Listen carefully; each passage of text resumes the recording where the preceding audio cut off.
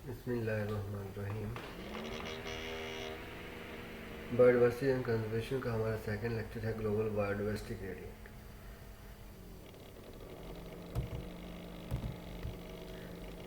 Global biodiversity gradient, the gradual reduction in biomass and species numbers that occur with increasing latitude.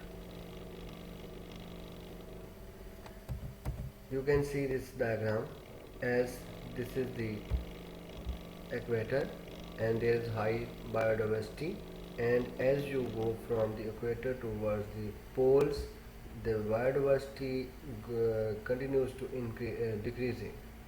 This is called global biodiversity gradient. Equator, from the equator towards any poles, the distance is known as latitude.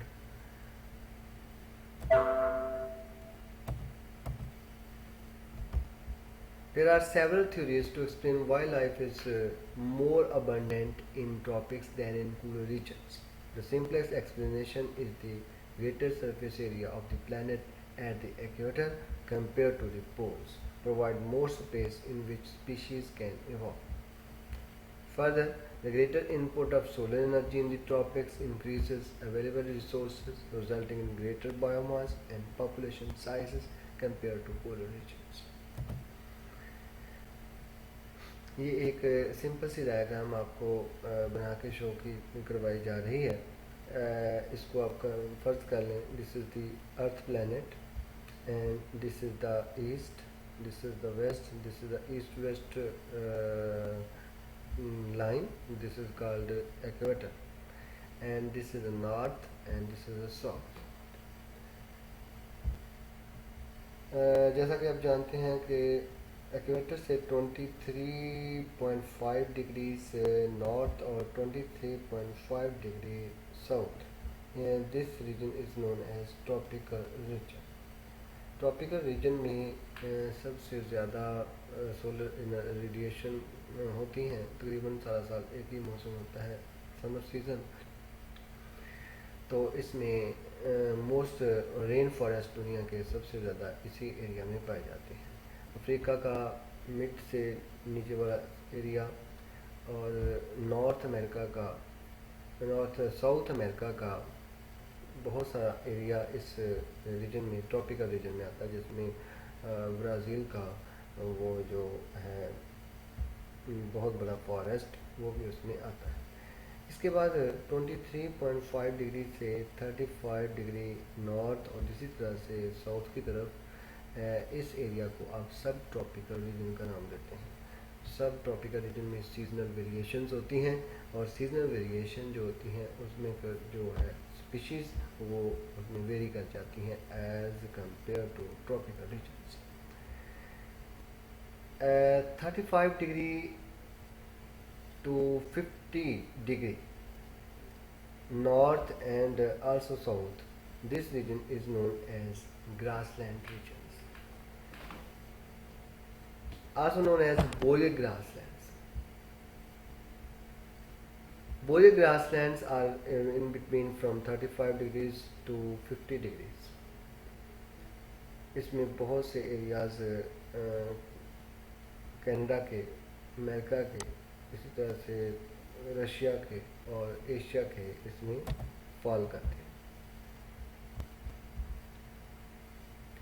Boreal coniferous forest, boreal coniferous forest are occur between this region occur between 50 degrees to 60 degrees north, और south की तरफ तो इस तरह की कोई land ही नहीं है कि जहाँ पर ये रीजन फॉल कर सके। आप जानते हैं कि लैंड का ज़्यादातर हिस्सा नॉर्दर्न एरियाज़ में मौजूद है, और साउदर्न एरिया में जो लैंड है वो कम है, सी एरिया ज़्यादा है। From 60 degrees to 70 degrees of the earth boreal tundra is present, very low species. Tundra बहुत ज़्यादा कूल एरिया होता है, इसमें स्पीशीज़ की तादाद काफ़ी ज़्यादा कम होती है, और इसके बाद जो रीजन आता है उसे हम पोलर रीजन कहते हैं। पोल होते हैं नॉर्थ एंड साउथ पोल्स। आप जानते हैं कि साउथ पोल्स पे पेंगुइन्स और इसकी जो है लैंड के इर्द गिर्द जो समंदर है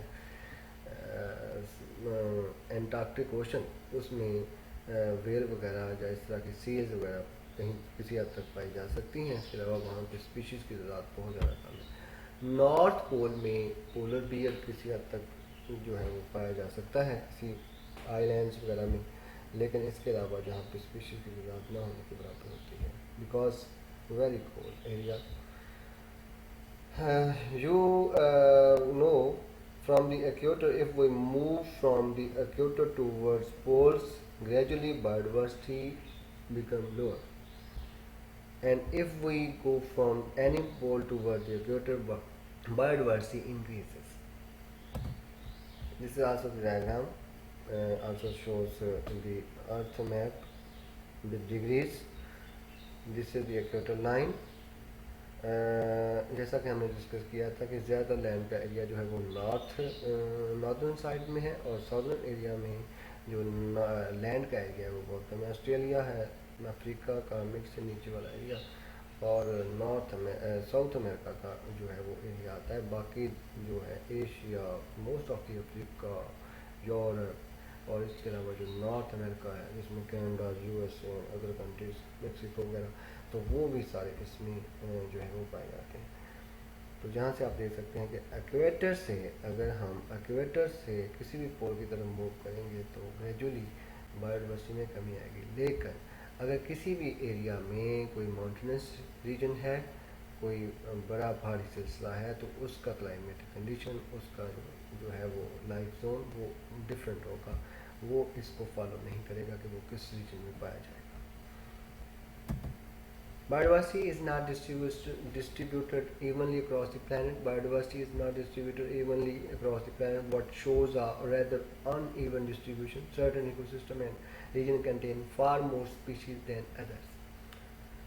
Tropical rainforests, coral reefs, and the deep sea and large tropical lakes appear to be the most species-rich ecosystem on the planet. Tropical rain forest Africa में बहुत ज़्यादा मशहूर हैं। इसी तरह से जो है ब्राज़ील का बहुत बड़ा फॉरेस्ट है, अमेज़न फॉरेस्ट जिसे आप कहते हैं, तो वो उसमें बहुत ज़्यादा स्पीशीज़ रिच एरिया है, तो वो सारे का सारा जो है वो ट्रॉपिकल एरिया में पाया जाता है। कोरल रीफ्स ऑस्ट्रेलिया के नज़दीक भी पाए जाते हैं, और इसी तरह दूसरे डीप ओशंस में पाए जाते हैं। तो जहाँ भी जो है वो बहुत स्पीशीज़ रिच एरिया होता है, बिकॉज बहुत सी स्पीशीज़ जहाँ अपने नागा ढूंढने के लिए छुप जाते हैं, उनको छुपने के लिए जगह मिलती है, राख मिलती है वगैरह वगैरह। For most groups of terrestrial plants and animals, species diversity is lower near the poles and increases toward the tropics, reaching its peak in tropical rain forest. These forests, occupying only 6% of Earth's land surface, are believed to contain more than half of the species on the Earth. Can you imagine कि 6% area अर्थ का half से ज़्यादा species रखे हुए हैं इसमें। Amazon forest जैसा कि हम पहले डिस्कस कर चुके हैं, अफ्रीका का मिड से नीचे वाला area species rich area most कहलाते हैं। बहुत बड़ा एरिया इसमें एशिया का भी आता है। Latitudinal diversity gradient. Species richness or biodiversity increases from the poles to tropics for a wide variety of terrestrial and marine organisms, often referred to as latitudinal diversity gradient. The latitudinal diversity gradient is one of the most widely recognized patterns in ecology. A parallel trend has been found with elevational diversity gradient, though this is less well studied. Elevational diversity gradient is also very important as जिस तरह से आप equator से poles की तरफ move करते हैं biodiversity में कमी आती है, तो सेम इसी तरीके से अगर आप हाई एलिवेशन की तरफ जाते हैं, जैसा कि आप चढ़ाई की तरफ चलते हैं, आप नॉर्दर्न एरिया की तरफ चलते जाएंगे, आगे कराकरम जो है उसका तिब्बतियन प्लेटू आ जाएगा, और वहाँ से बायोडाइवर्सिटी जो है वो कम से कम, और उसके बाद जो ग्लेशियर जब पहुँचेंगे तो वहाँ बिल्कुल लो हो जाएगी। वो सेम ट्रेंड जहाँ पे भी पाया जाता है कि अगर आप किसी पहाड़ की चोटी की तरफ चलते हो तो जो है वो due to high winds, due to colder regions on that area, biodiversity में कमी आती है। शुक्रिया स्टूडेंट्स।